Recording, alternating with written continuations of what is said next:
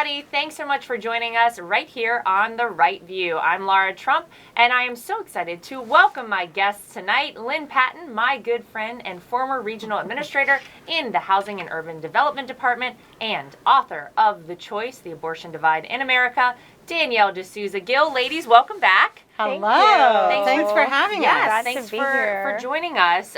We're going to start today by talking about, I even hesitate to use this terminology, the COVID stimulus relief bill. It's $1.9 trillion, and I'm going to read off some of the things that are actually in this bill for folks, but just from the jump here, let's talk about the fact that 9% of the $1.9 trillion bill actually goes to COVID relief. It's unbelievable. Maybe I'm crazy, but if I had the authority to dictate how taxpayer money was used during a pandemic where, you know, millions of Americans have lost jobs, their wages have been cut, they haven't made the same amount of money, they're in desperate need of help. If I was putting forward an almost $2 trillion bill and I wanted to keep a straight face about it, I sure as heck would have put more than 9% of that money towards COVID relief, Lynn. Absolutely. I feel like this is just a standard operation for the Democrats. Laura, you've got people who need roofs over their heads. They need heat, obviously, in Texas the winter. They have, yes. Of course. They need food. They need jobs. Their kids are still at home, so their schools need to be funded. They need to be able to have access to tablets. What we saw here in New York is over 500,000 underserved kids are probably going to be years behind because they just didn't have the technology to keep up at home. And here's the biggest part. They're still sitting on this bill, yet Democrats control Congress. That's right. So they don't have their scapegoat of Donald Trump anymore to point fingers and blame. They can't even blame Mitch, McConnell. This is all being stymied because of themselves. Yeah. And, at the very least, send over a standalone bill, which is what they always used to accuse us of not doing. Right. Send over a standalone bill to Biden's desk where it's just for the stimulus checks or it's just for COVID-19. Forget all of this stuff for a moment and then argue about it later. But they can send a standalone bill to help people today, and they're not doing that either. So I think that says a lot. Well, of course it does. But this is, again, Danielle, not unlike the Democrats of days past. This is it's a liberal wish list is what this is. I'm going to read through just a couple of things in this bill. We have federally mandated minimum wage, ability for Planned Parenthood to receive funds from the Paycheck Protection Program. Planned Parenthood, let me remind folks of that. Stimulus checks could go to families where a parent is an illegal immigrant. There is a section in here where there were calls to have the Inspector General audit this report and actually see where the COVID-19 funds went. Democrats blocked that. Wow. You have $135 million for the National Endowment for the Arts. The arts have been cleaning up arts and museums. The Kennedy Center, how much did we give in the last one? We should all be ballet dancers. I mean, $135 million for the National Endowment for the Humanities. $200 million, here's the museum, for the Institute of Museum and Library Sciences. And maybe my favorite one in here, and I think maybe we know who to thank for this, Nancy Pelosi, $100 million plus for a Bay Area rapid transit expansion just outside of Nancy's district in San Francisco. Does it go from her house to the salon? Not that one anymore. I don't think she's welcome back there. Just checking. But Danielle, I mean, it almost seems like a slap in the face to the American people. We have been dealing with this pandemic for almost a year. We are coming up on the 1-year anniversary of 15 days to slow the spread. Right. We can thank Dr. Fauci and a lot of other fine folks for that.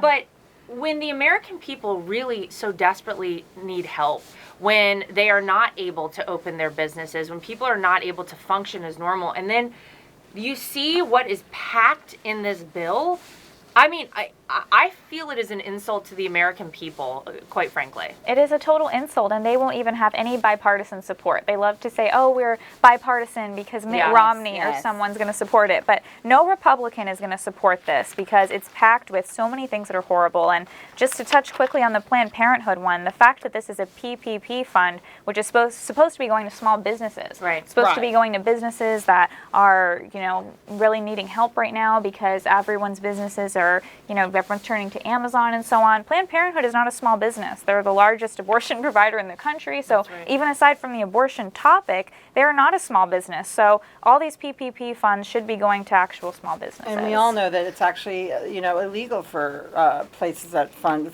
abortion to get federal dollars at this point. So, but I mean, at this point, I feel like the Democrats have bent the rules so much. Why not, Lynn? Do it again here. I mean, I wrote down a few things that they tried to pass when your father-in-law was president and sneak in there, and it wouldn't surprise me if this stuff is actually still in there again, which is mandatory cash bail, a voter ID ban, nationwide ballot harvesting. They wanted approval. This was pre-election, mind you, to be able to legally harvest ballots, and stimulus checks again for illegal aliens. Yeah. So all of that stuff is probably still in here. I can't imagine they would take it out because it works. Let's just admit, they obviously were able to get a lot of things in there before that they can't now. And look, mandatory cash bail, the governor of Illinois just signed this. And, I can't think of a place where there's more gun violence, more dangerous folks that are being locked up. And it's a slap in the face to the police officers who risk their lives trying to put these people in jail just for them to turn around in a revolving door and get out the next day. You want this nationwide. It'll be interesting to see what happens to Chicago. I never thought it could get any worse, but it will. That's probably sadly true. I just think, look, we're seeing the true colors of the Democrats in so many ways, and I think it's really just so egregious whenever these folks say that they want to help people. That is always the line they use. They're supposed to represent folks around the country from certain districts, from certain states, and then you give us this bill. This is what they're trying to push forward. I think it's terrible, but hopefully people can see how crazy it is. I think they bank on the fact that maybe, Danielle, people aren't going to look this stuff up. They're just going to say, oh, it took $2 trillion to get us through this next COVID stimulus relief. I think it sets a terrible precedent. But we'll see what happens with it. Yeah. Hopefully some of this gets taken out because it's crazy. And I want to remind people watching that there are 20 House Democrats in Trump red districts. So, I'll be happy to post those names on my social media tonight. Because they should think twice about supporting something like this. Absolutely. Because we're going to come for you in 2022. We are. And I think they'll see the effects of this. They'll see that, wait, how come I'm not doing better? How come these COVID bills passed? And how come my family isn't in a better place? And even as you mentioned with learning, with schools, I mean, why is all the funding going to schools that are closed, going to schools that have virtual learning? The money is not sticking with the child, wherever the child is, which is what President Trump was pushing. Yes. And I remember hearing Kayleigh McEnany talk about school choice and talk about how the funding needs to stay with the child for their learning. And they're not learning right now. No, and I remember Katrina Pearson telling me in Texas, that was about $10,000 per student. That would have been great for people to have during the quarantine, to be able to get a desk for their kid, to be able to get a computer for their child. Yep. That's money that was sitting in the district school system and it's doing nothing. Well, the good news is that the museums are looking great. The arts across America are going to be that are closed. The closed museums they're going to be in are great funded. shape. Yes, I don't know. They're going to know? wax the floors extra. We'll see when they on. open back up. I want to move on because I saw an article in the Daily Wire that really kind of struck me, and I think it's very relevant for right now. Basically, it was a warning from our founding fathers about how quickly and how easily we could lose America. And a lot of it seems to be coming to fruition right now. Benjamin Franklin, to start with the first one, worried that a salaried bureaucracy could breed career politicians. Well, imagine that. The average salary, I think, for politicians in Washington, D.C. for Congress is somewhere around $174,000 a year. that is a lot more than the average American makes. So it has become a problem because we do have career politicians. We have the Nancy Pelosi's, the Chuck Schumers. We have these folks like Maxine Waters who have lived off of the system, off of government, and being a politician for their entire lives. They all have these great mansions. I'll name another one, Joe Biden, who started as one of the youngest members in the Senate ever, and he is now our oldest president. But it is a problem because you want these folks to be held accountable. You don't want to encourage them to be in a position because of a salary, and yet unfortunately we've come to that place. Danielle, I'd love to get your thoughts about this, because as a young woman, you know, your generation, you're slightly younger than Lynne, although just slightly. I was thinking to myself, is this a diss on me? No. You guys look so We're amazing. A little older, and I'm a little older than this one. I don't believe it. I feel like it's going to be up to maybe your generation to rectify this. Yes, this is a huge battle. Yeah. Because, I mean, young people are being indoctrinated by the schools, and that's a whole other conversation. But this history of Benjamin Franklin, Thomas Jefferson, James Madison warning us about the press would be breeding tyranny, it's like they don't know this history because they're not taught it in school. So they have to listen to the right view to get this history from us, and then read into it more and look it up for themselves. But I think it's just, what's so scary is the fact that when young people come out and see all of this, they're shocked because they've never heard it before. So they just think, this can't be true. And to know that they predicted this is just so Nostradamus level scary. Because, you know, and not to sound like a conspiracy theorist, but it's one of the reasons why I think they had to take down your father. Because a second term with Trump, unchecked, unfiltered, which means you're not campaigning again, would have probably resulted in him finally draining the swamp and looking into term limits. That's right. And they would have, you know, their fairy tale would have ended. And Ben Franklin said something else that's also very relevant right now with COVID, which is those who would give up essential liberty to purchase a little temporary safety deserve neither liberty nor safety. And that's what we're seeing with COVID. Yeah, I want to go through this whole list for our viewers, but I'm going to go to that one quickly. Benjamin Franklin warning against prioritizing safety over liberty. And that is exactly where we have found ourselves right now with this COVID pandemic, because what we have been told is that our constitutional rights are going to take a back seat. It doesn't matter what is legally supposed to be, you know, for us as Americans. That's gonna go away, and because of COVID, because of the safety protocol, we have had to change our lives. We've had to shut down businesses. We've had to shelter in place. We've had to be forced into wearing masks. We've had to. I mean, I have to force my 3-year-old to wear a mask on an airplane. Like all of these things.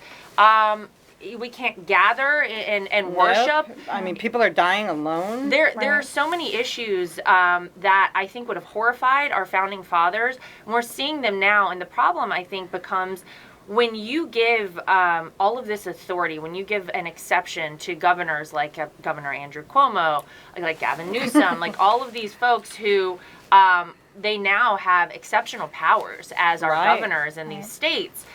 They don't want to give those up very easily, and I don't think they will give them up very easily. And what history teaches us is that the window in which to reverse this is very small. And as Americans, it is up to us to stand up and say, the Bill of Rights says that I'm able to do X, Y, and Z. And, you know, this safety protocol for almost a year now that we've been under, at some point has to go. It really does. Absolutely. And not to keep harping on it because, you know, but we had Vivian Zayas on here the other day, and Governor Cuomo is the perfect example of somebody who is no longer fit to make executive decisions based on the safety, in the name of safety of their constituents. Because it's too personal. It's become too, you know, heated and too relevant, you know, to his reputation. And, you know, we saw that he's suppressing information and making decisions that don't benefit, you know, the people he was voted to serve. And so those are the people who need to be stripped of those emergency powers. So I'm just going to go down this list and go through a couple more quickly. Thomas Jefferson dreaded politicizing the Supreme Court. Now, we have seen what we put Brett Kavanaugh through, Amy Coney Barrett through. We've seen the hostile way that the folks that Donald Trump put forward as Supreme Court justice nominees, the way they were treated. We know that the Supreme Court now has been fully politicized, and that is a scary thing. James Madison warned that an unarmed people and biased press would breed tyranny. Wow. I mean, I can't think of a better example of where we stand in America today. Joe Biden has already said that he wants to start taking away our Second Amendment rights. He talked about that last week. But then you look at the fact that we had, I think it was 96% negative media coverage of Donald Trump during his presidency. Thank you. And wow. You see the way that he was censored by big tech, by the way that the media and big tech as a whole has come together to support one party. And it's a shadow campaign. It is really terrifying whenever you have such bias out there, yet these are the folks, Danielle, that are supposed to be supplying America with truth and with facts. I think James Madison was onto something, and sadly, we're going down this path right now very quickly. Exactly, and even with them bringing up this idea, these few Democratic congressmen asking, hey, AT&T, hey, Verizon, you guys should remove Fox News and Newsmax and One America. Right? You can't even put them on your satellite network. You can't even allow people to access them. And I think it just shows the fact that they do want to use the press as tyranny. They don't want to have the open debate. They don't want these ideas to be accessed even in a small corner of the media. They won't even let us have that tiny slice. Right. So they don't want the access at all. And I think it just goes back to this whole idea of our founding fathers didn't want us to give up, our freedom for safety, but it shows us that we don't even get safety in return. That's because true. when we give up our Very freedom, good point. we're not safe. Even with, our Second Amendment rights, it's like those rights were intended so that we could protect ourselves from the government, not even from necessarily an attacker, but because our government is becoming weaponized against us. And it also even reminds me of the case that the Supreme Court came out on in California regarding religious freedom. It's like we saw it as a win because they said, oh, you can't have churches lower than other businesses, so it needs to be equal. If you do 25% for restaurants, it has to be 25% for churches. But if we look at the Constitution, they can't limit that at all. That's right. That is not their jurisdiction to even have that right. And I think we need to push back against this because once our religious freedom and Second Amendment and all of this is just gotten rid of, I mean, where is the Constitution? Where are our judges on this? Absolutely. And that's why it's great that governors like, DeSantis are putting forward the censorship and I believe repression bill. Sorry if I got that wrong, but we need more people like that to push these big tech companies up against the wall and say, we're not going to take it anymore. Well, and it's a problem because the Democrats, we know, are funded almost fully by Silicon Valley. The donations to Democratic campaigns come more than ever. So much of it comes from these folks. So why would they have any reason to want to do the right thing? Absolutely. They want to help out their guy that they donated money to, or their woman they donated money to. I'm going to go over the last two here. George Washington predicted that political factions could tear the nation apart. Well, we see it happening every day. It's so sad to see the way that, sadly, you can't even almost be friends with people that think differently than you do. It didn't used to be a problem. It has now become a problem. And finally, John Adams feared future generations would take liberty for granted. And Danielle, you just kind of touched on this. You see that they do these random polls for a younger generation now, kids that are in high school, for example, and so few of them have positive feelings about their country. So few of them consider themselves patriots and respect the American flag and the history of our country. And I think that's only going to be exacerbated over the next couple of decades if we don't fix our school system. First of all, we got to get the kids back to school. I say this all the time. Thank you. Yes. Get the kids back in school. You've got the hot mic incident, by the way. There was this Board of Education folks who didn't realize that their Zoom meeting was live, and yet the entire community was able to view it, and they were mocking these parents, suggesting that the parents wanted daycare for their kids, suggesting that some of the parents wanted to go get high, do drugs. What? I'm sorry, we want our kids back in school to learn. It is outrageous that they are still out of school almost a year later in some cases. Yes. But these are parents trying to work.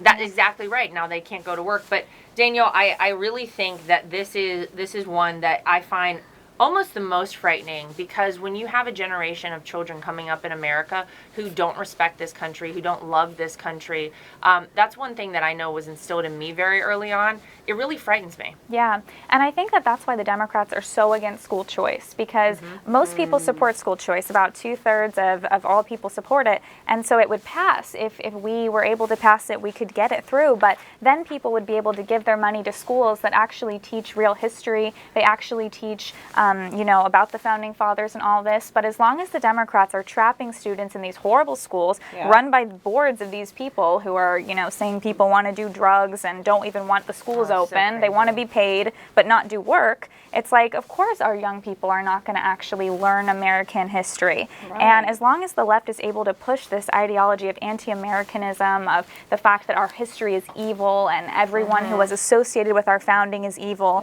even Founding Fathers who abhorred slavery, who spoke against all these things. They want to demonize everyone, even Abraham Lincoln. They want to tear down his statue. They want to take his name off the school district out in San Francisco. Exactly. Don't forget that. Yep. Well, there's a lot more to get to. We're going to take a very short break, so stay with us, because we're going to talk about some of Joe Biden's picks for very important offices in his administration coming up. Stay right with us.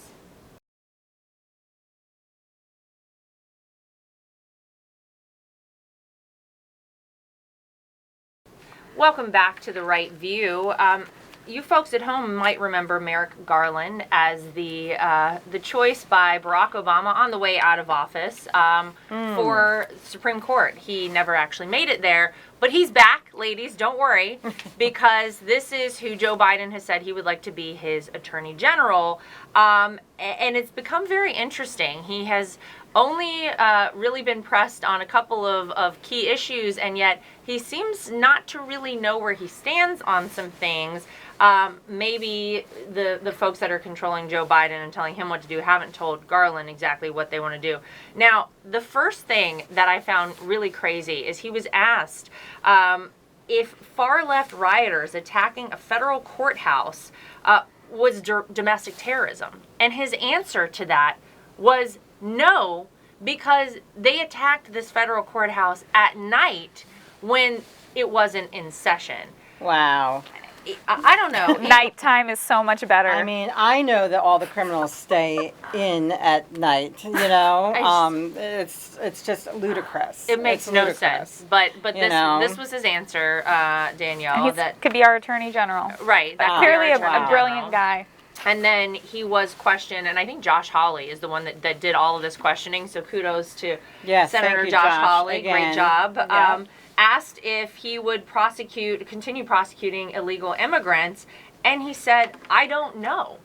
So let me get this straight. The word itself, illegal immigrant, it is illegal. When you come to America, you've already broken the law. You don't do it the proper way. You've broken the law.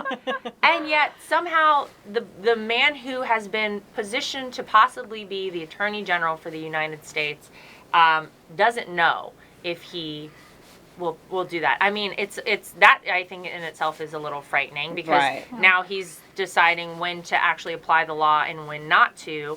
I think the law is pretty clear, Lynn. Whenever it says something and you have an illegal situation, that's right. It's pretty clear what should happen there. And let me touch first on the fact that, he said far left rioters attacking a federal courthouse is not domestic terrorism. I take this very personally, because during that time, they actually broke into the federal building as well, and we caught them. And this is where the federal building housed some of my former HUD colleagues.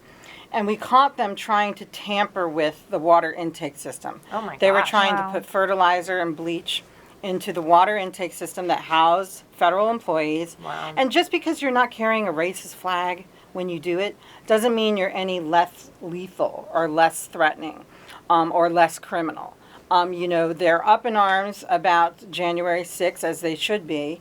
But, again, just because these people are dressed like hippies doesn't make them any less of a terrorist, in my mind. And in fact, they were doing a lot more dangerous things in Portland than they did in D.C., quite frankly. And, you know, when it comes to prosecuting illegal immigration, I saw something great the other day. If you broke into a movie theater illegally, if you snuck in to watch a movie, would management then give you free popcorn and free candy and the best seat in the house? If the management was Joe Biden. Because that's exactly what's happening with illegal immigration and the Biden administration. And Laura, and you know, we've met so many angel moms over the last 4 years, and but for these illegals, their children would still be alive. That's right. So how dare Merrick Garland say that it's not breaking the law when these people are here and operating among us without being checked like normal citizens. Yeah, and one of the other things that he was asked about was defund the police. Now, his answer was that he and Joe Biden do not support the defund the police initiative, Danielle. Now, let's just back up. If we could go back to, I don't know, during the campaign, not too many months ago, anytime Joe Biden was asked about this, he sort of kind of tap danced around the question, didn't want to answer. I remember when Kamala Harris said that all of the protests, all the people out there chanting defund the police, all of the chaos that we had all around our country was not going to stop. It was going to keep going on. I remember when folks that worked for the Biden-Harris campaign were bailing out people that had broken the law. And now he's saying, well, we don't really agree with that. It seems so hypocritical because it seems like this is just being politicized. They are using law enforcement whenever it is advantageous for them as Democrats. And whenever it's not advantageous, then they're done with them. They don't want anything to do with our law enforcement officers. I can tell you one person who has always stood for law enforcement. It is Donald J. Trump. And that is from the day I met him 14 years ago until today, and he will continue on forever. People know that's genuine. This doesn't seem very genuine to me. It's political posturing. I think the Democrats were pushing defund the police. Then they realized, oh, wait, the polling on this is really bad. Most people don't like this. They don't want to defund the police. It actually protects them in many neighborhoods they live in. Most police are doing their job. And, of course, now the Democrats only like policemen if they were policemen at the Capitol. If you're a policeman anywhere else across America, they don't like you. And the fact that Merrick Garland has no idea if he wants to prosecute illegal immigrants, he also doesn't know about women sports. He doesn't know if transgender people should be ending women's sports. He literally doesn't know answers to a lot of these questions. And the fact that he wasn't even prepared to answer these questions shows that, wow, you actually thought you could be on the Supreme Court. You think you can be our Attorney General, and you don't even know your thoughts on these things because you're not sure how they're going to pull. You're not sure how they're going to come across. Maybe if transgenders only play sports at night, we can come to a decision. Oh, wow. There it is. We have the solution. So maybe we could get this to Merrick Garland. I want to move on to Lara Tannen. Now, for anybody that has not heard of her, this is a woman who is right now being put forward by the Biden administration to be in charge of OMB, Office of Management and Budget. It's a very, very important job, and yet right before she was announced to be their pick, she deleted over 1,000 tweets. Like, we can't go back and find them. Talk about transparency. But it's because these tweets were a little outrageous. I mean, they targeted both Republicans and Democrats. She said some really crazy things about Bernie Sanders, suggested that he was helped by Russia, all sorts of crazy things. But she's got a big problem on her hands because I don't know, Lynn, if she's going to get confirmed. These confirmation hearings have shown that a lot of the stuff she said was a little crazy. It reminds me, when you talk about putting crazy people forward, when Trump invited that Holocaust denier to speak at the White House. I'm sorry, that was not Trump. That was actually Biden's choice for Assistant Attorney General. And her name was Kristen Clark. That's true. And she invited a Holocaust denier to speak at Harvard for the Black Students Association, and his name was Tony Martin, and she's still there. You know, and this is the person who's in charge of civil liberties at the DOJ, who believes in black superiority and anti-Semitism. So does it surprise me that this woman is put forward and undergoing all of this confirmation process and controversial tweets? No. Because this is just part and parcel with the Biden administration. Could you imagine for a moment if this was under the Trump administration and any of these individuals had been put forward? By the way, the woman that you just referenced, Lynn, she wrote an entire thesis, an entire paper at Harvard about black superiority. Take the word black and replace it with white. Could you imagine a second if that existed? It's so wrong. And could you imagine if your father-in-law said that blacks and Hispanics don't know how to access the internet It's well? unbelievable. Right. And we know who said that, Joe Biden. But it's all sort of what we figured would happen. I mean, who's really running the show in the Biden White House and in the Biden administration? Did Joe Biden really pick these people, or was he sort of these people were picked for him? He probably has no idea about what is going on here. But if he was a true leader, he would stand up and he would say, you know what, these are really concerning things, and maybe this is not a good individual for this particular office. Yet you really haven't seen anything from him. He is, in fact, continuing to stand with Lara Tanden, the OMB pick, despite all of her divisive rhetoric, whenever he's supposed to be the unifier. Thank you. So, not surprising there. All right, we're gonna take one more break. We're gonna be right back. You don't want to miss the next segment because we have a lot to talk about. And one of those things is very close friend to former President Donald Trump, Tiger Woods. Stay right with us.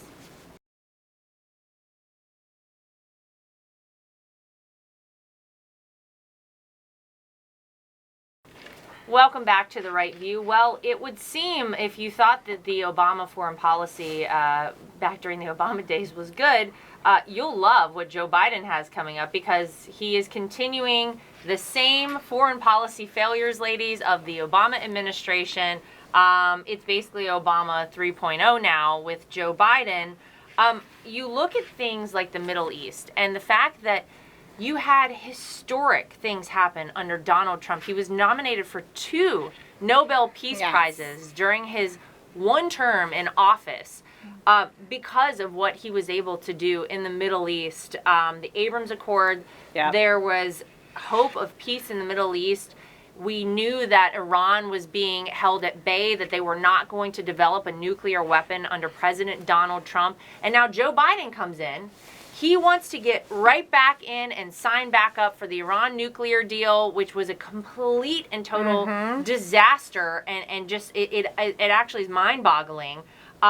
Which we discovered they weren't even adhering to. Of course they weren't. Right. Of course they weren't. In exchange for $300 billion. But I'm just whatever. It's very worrisome, I think, to see that under Donald Trump, don't forget, we haven't heard about ISIS. We haven't heard about Al-Qaeda. We haven't been worried about a terrorist attack on American soil, yet the policy now under this new administration is incredibly different, 180 degrees, and it's basically coddling terrorist groups and regimes around the world.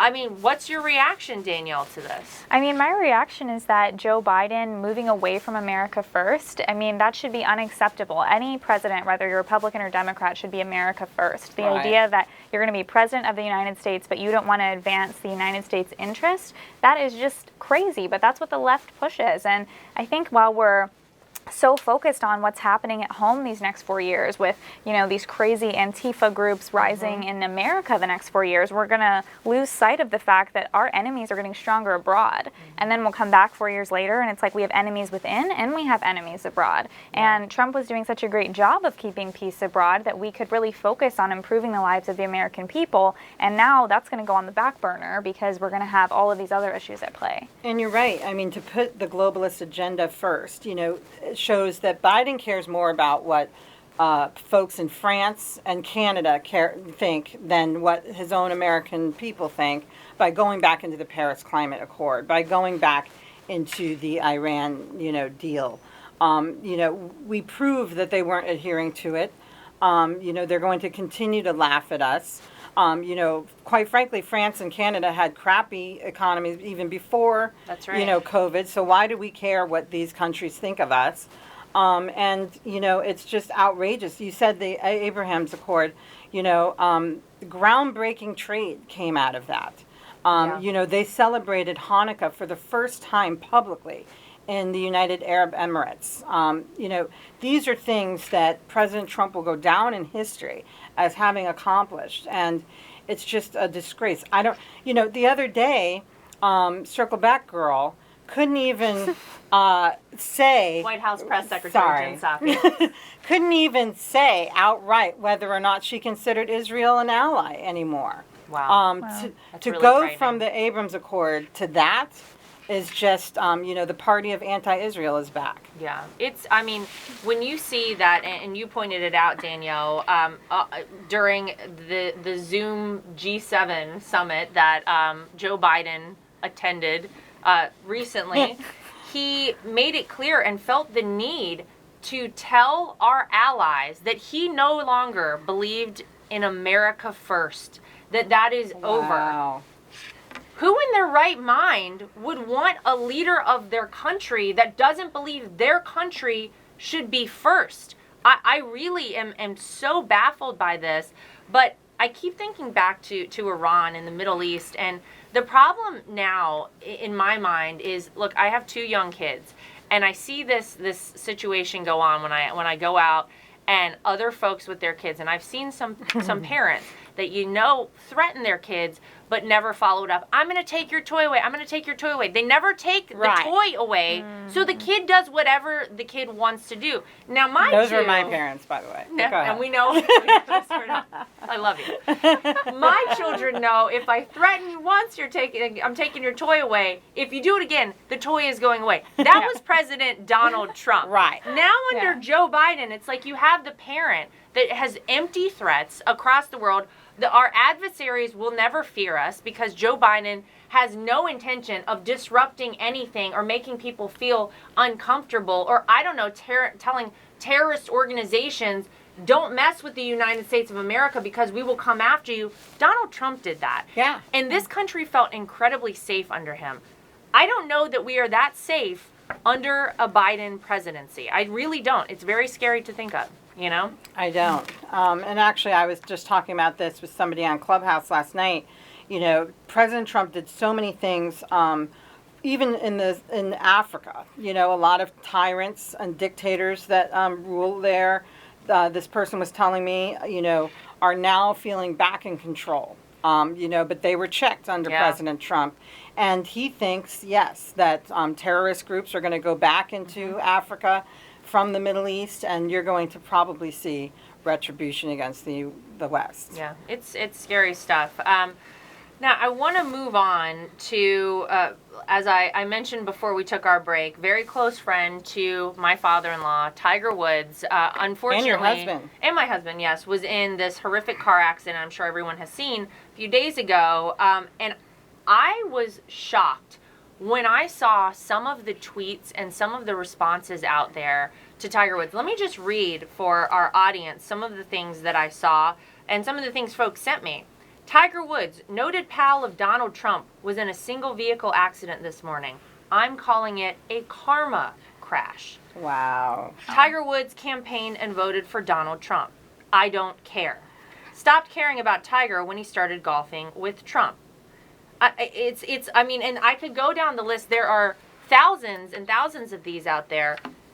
But let me get this straight. So we have an African American, Asian American golf legend, one of the greatest golfers of all times, who is really, an American, legend in so many ways, and such a role model for youth in our country. He gets in this horrible car accident, and instead of saying, gosh, I hope Tiger Woods is okay, Danielle, the response from people that don't like Donald Trump is to immediately say, I hope that he dies in this car crash because he supports President Donald Trump. Are you kidding me? Yeah, that's disgusting. It reminds me of when Trump found out that Ruth Bader Ginsburg died, and he said, oh my gosh, I hope that she's okay, Kind of wow. And he dancer in only the had background. positive things to say about her. Not, oh, I'm so glad she's dead, or Right. something horrible. He only had positive things to say about her. And I think that just shows how so many people on our side, Trump included, we actually do take the high road. They claim we're the ones who are evil. And it's like, no, we actually care about another human being. And my question to the left is, do Black Lives Matter or not? Because, 1 minute you're wishing death on Tiger Woods, the next minute you're marching in the streets. I mean, look, we just saw this happen with Rush Limbaugh, too. We did. That's right. The hashtag rest in piss, I think, was trending. And it's disgusting. Yet they can actually mourn on the cover of the New York Times a real terrorist, call him an Astor scholar. An astute religious scholar, yes. you mean? Oh, Yes. yes. Absolutely. I mean, it's just ridiculous. Yeah. So, Tiger Woods got the Medal of Freedom from your father-in-law not too long ago because he deserved it. Yeah. There is nothing in this world that would ever make me wish death upon a Democrat, a liberal, somebody that thought differently than me. And I just don't know how we got here. Yeah. This is not the United States of America, and it's certainly not the Party of Unity, but, supposedly they go high. Well, let me give you another example of how they don't go high on the other side. There's something, in case you haven't heard, called TrumpVoterList.org. Now, if you're wondering what this is, maybe warning before you type that into your browser, because this is basically a group who wants to know if you voted for Donald Trump. And if you voted for Donald Trump, then you are blacklisted. They want your neighbors to rat you out. They want everyone to turn you in as though you have committed some egregious crime. The crime was voting for President Donald Trump. Now, this was tried not too long ago. There was something called Trump Accountability Project, which some folks might have heard of. It was taken down, thank goodness. But that group was started by former deputy campaign manager for none other than Pete Buttigieg, who now has a role in the Biden administration. I'm almost at a loss when we're talking about this, because honestly, we have to move past this. People have got to start acting civil. They've got to start acting rational and sane, and exercising your right as an American citizen to vote for your choice for president of the United States should not get you on a list.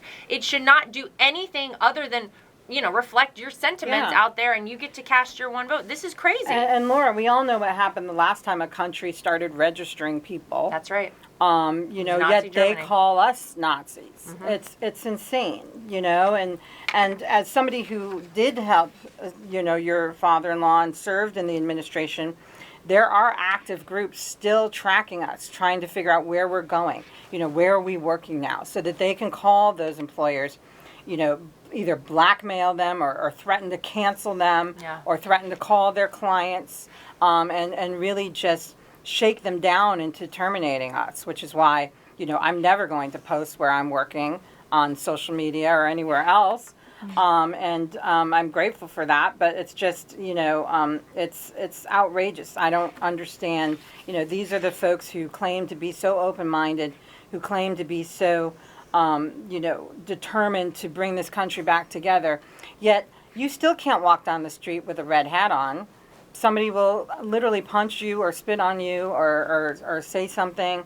It's just outrageous. Yeah. It's terrible. I think it's really scary, but I feel like, Danielle, that the cancel culture, and I mean, this is a great example of cancel culture, it has to have some end, because people have to push back on this. And if you voted for Donald Trump out there, I want you to be proud of your vote. You voted for your country, you voted for your flag, you voted for the heroes who've given their lives for America, you voted for God, you voted for the unborn, you voted for a lot of great things, and this is ridiculous. I don't want people to ever feel ashamed of their vote for Donald Trump. This is outrageous. This has to stop. It has to stop. And I think that's what's so great about so many Trump supporters is they've taken back the narrative and saying, we don't care if you call us Trump supporters. We are Trump supporters. Right. We actually love Trump. And if you're going to make a list, I think that that's horrible, a horrible precedent. But they're going to say, what, put me on that list. I want the list to be even longer. We have millions and millions of names on this list. And, I think just the fact that the Democrats, they don't even want a list, let's say, for someone registered to vote. They don't want anything for that.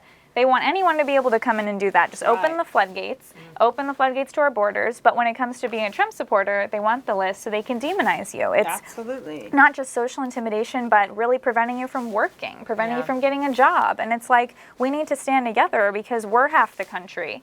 So how can they act like we don't exist? They can't stamp us out. We are millions of people. And when they tried, what ended up happening is President Trump went up almost 16 million voters in the silent majority. It grew, and he ended up getting the most votes of any incumbent president in history. That's right. So the more they try to suppress us, call us deplorables, we embrace it. I remember basket of deplorables. We took that and ran with it. Proud of it. And it reminds me of impeachment, how Trump's numbers would go up during impeachment because people see how ridiculous it is, how it's a witch hunt. So it's like the more they try to come down on us, the more we're emboldened to say, wow, I'm just confirmed of how ridiculous you are. I actually posted this the other day on my social media because I said the irony is that the Hollywood hypocrites, the elitists in California who hate this man, have literally turned him into, sort of a martyr, so to speak, by, the unconstitutional censorship, the partisan investigations, just obviously the ridicule and the isolation and all of the relentless attacks. Even the most, the worst Trump detractors start to feel sorry for him after a while. And, what they're doing is they're positioning Trump for what I consider the greatest storyline in Hollywood history, which is the comeback. Well, stay tuned for that. Before we get to... Rocky did it. Before we get to the comeback, Danielle, you brought up something that I want to touch on briefly here at the end, which is that the Democrats have been trying, guys, for a long time to thwart, so to speak, our voting system. Did you feel at home like the last election maybe wasn't right? Did it feel a little off to you? Do you not still, are you sure that Joe Biden got 81 million votes? Because a lot of people aren't. And instead of doing things that would give more transparency to our voting process and ensure people of the security and the safety of our American system, every single House Democrat has signed a bill now that it's this, they call it a voting rights bill, but let me tell you a little bit about what it does. It abolishes voter ID laws across the country. You don't need an ID to vote, which, Lynn, you and I have talked about this before. The Democrats continue to argue that it is racist to ask people to present some form of identification to say you are of legal age, you are the person you say you are, and that you can cast a vote. And yet somehow that's racist because, I don't know, people of Hispanic and Black origins somehow cannot get an ID? I don't understand. Let me tell you something. I don't know any Black or Hispanic person that doesn't have a valid driver's license or ID. I don't know any Black or Hispanic person that doesn't know how to operate a computer. I don't know any Black or Hispanic person who doesn't know how to find their local DMV. It's almost more racist for these quote-unquote white saviors to think that we are incapable of being able to get an ID, vote for ourselves, find the polling stations, find the DMV. And the fact that, again, had President Trump said something like that, the outrage just would have been never ending. And, for folks to be able to say with a straight face, voter ID or having an ID or requiring an ID is racist. When we require it to buy alcohol, require it to buy cigarettes. Fly in an airplane to fly on an airplane. Yeah. Last I checked, Black people fly. It's just insane. Well, something else, Danielle, that this bill does is it creates automatic voter registration across the country. They want to expand early voting. So if it wasn't crazy enough to start voting for President of the United States, which we know is in November, every 4 years, but you could start voting in like August in some places. They want it even earlier. They want more Christmas. opportunity. The year before. More opportunity to I don't know, make people question the results, allow for fraud.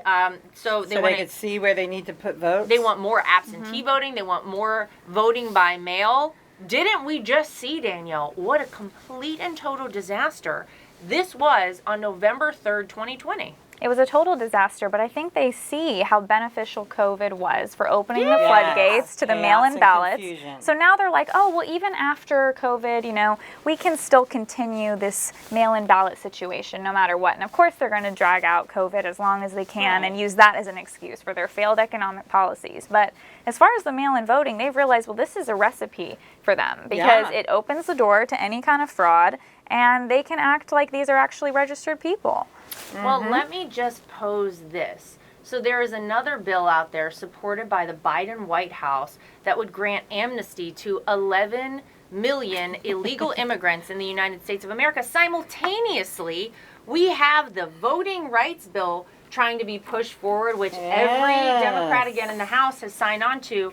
Isn't it interesting that timing. These are all happening together? Isn't it interesting that they want people to just walk up to a voting location now that our southern border is wide open and anybody can come in and cast a vote, and guess who they think that they're going to vote for? They think they're going to vote for Democrats down the ticket.